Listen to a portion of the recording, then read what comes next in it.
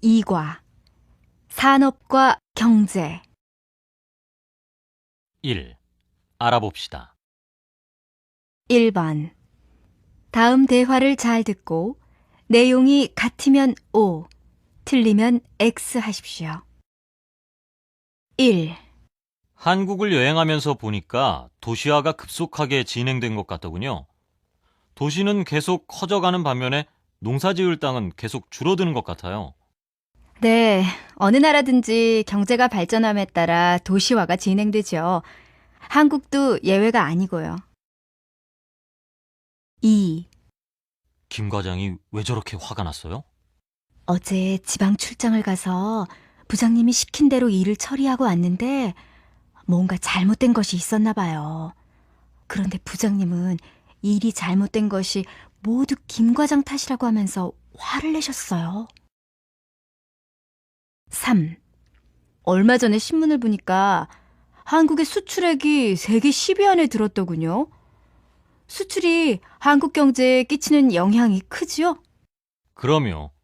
한국은 자원이 부족하고 시장이 좁아서 국내에서 생산한 물건을 외국에 수출하여 경제를 발전시켜 왔습니다. 아마도 한국만큼 수출을 중시하는 나라는 별로 많지 않을 것입니다. 그런 것 같아요. 우리나라만 해도 국내에서 생산하는 물건들을 대부분 국내에서 소비하는 것 같아요. 2번. 다음 대담을 듣고 아래의 질문에 답하십시오. 선생님, 국내 총생산 GDP, 국민 총소득 GNI가 어떻게 달라요?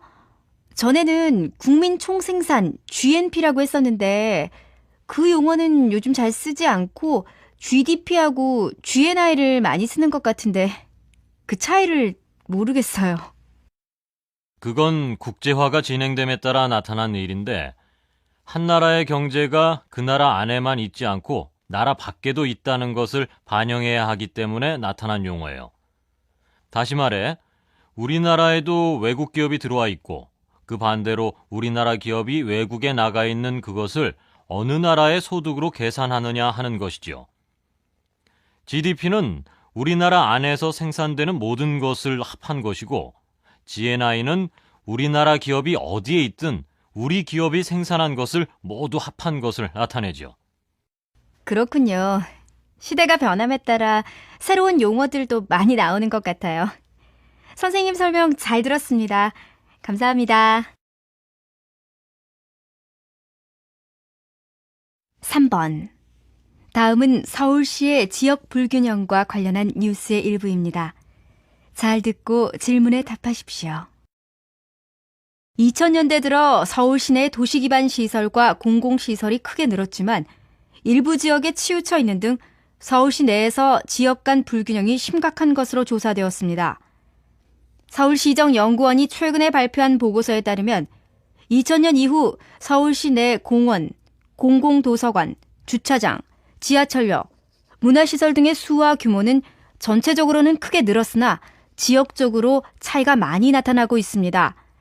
한 예로 삶의 질에 대한 관심이 높아짐에 따라 서울시의 공원 면적은 2000년 97제곱킬로미터에서 2010년 103제곱킬로미터로 증가했습니다. 이에 따라 1인당 공원 면적도 9.8제곱미터에서 10.4제곱미터로 늘었습니다. 하지만 서초, 종로, 노원구를 제외하면 공원 면적이 아직도 좁은 편입니다. 삶의 질 향상과 가까운 관계에 있는 문화복지시설의 수에서도 종로구, 강남구, 중구 등 3개 구를 제외하면 나머지 22개 구는 주민 1만 명당 문화시설의 수가 0.5개 이하인 것으로 나타났습니다.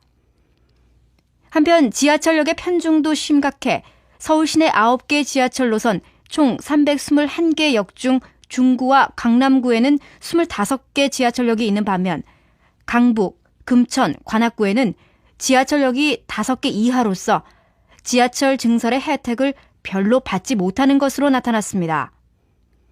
이러한 지역 간 불균형은 다른 시설도 마찬가지로 전체적으로 서울시 내에서 지역 간 격차가 점점 커지고 있음을 알 수 있습니다. 2. 들어봅시다. 2번. 다음은 한국의 중산층에 대한 내용입니다. 잘 듣고 질문에 답하십시오. 한 국가의 경제가 발전하면서 나타나는 대표적인 현상 중 하나로 중산층의 형성을 드는 학자가 있다. 중산층에 대한 정의는 다양하다. 그 중에서 가장 신뢰받는 주장은 한 나라의 전체 가구의 소득 순위에서 정확하게 중간 순위에 해당하는 가구의 소득을 기준으로 하여 그 소득의 50%에 해당하는 가구부터 150%에 해당하는 가구까지를 중산층이라고 한다. 예를 들어 어느 나라의 전체 가구 중 중간에 해당하는 가구의 소득이 $10,000라고 할 때 그것의 50%인 $5,000 이상, 그리고 150%인 $15,000 이하가 중산층이 된다. 중간 순위의 50% 미만인 경우에는 빈곤층, 150% 이상인 경우에는 상류층이다. 한국의 경우에는 이러한 중산층이 대체로 60% 정도인 것으로 알려져 있다. 즉, 전체 가구 중 60%가 중산층이고 나머지 40%는 빈곤층 또는 상류층이라는 것이다. 그러나 최근에 한국 사회에서 중산층이 줄어들고 있어 걱정하는 목소리가 높아지고 있다. 이는 경제가 발전하고 있지만 그 성과가 대기업 중심의 상류층에 집중되고 있기 때문이라고 한다. 특히 소득순위 상위 20%가 차지하는 소득 금액이 크게 높아짐으로써 중산층이 줄고 빈곤층이 는다는 것이다. 아직은 크게 걱정할 상황은 아니지만 20%의 상류층과 80%의 빈곤층이라는 20대 80의 이론이 나타나는 것이 아니냐는 주장도 나온다. 그러나 아직 한국은 중산층이 전체 가구의 60% 안팎이라는 안정된 구조를 보이고 있다. 한국 정부가 중소기업이나 일반 서민에 대한 지원 정책을 지속적으로 실시한다면 중산층이 크게 줄지는 않을 것이다.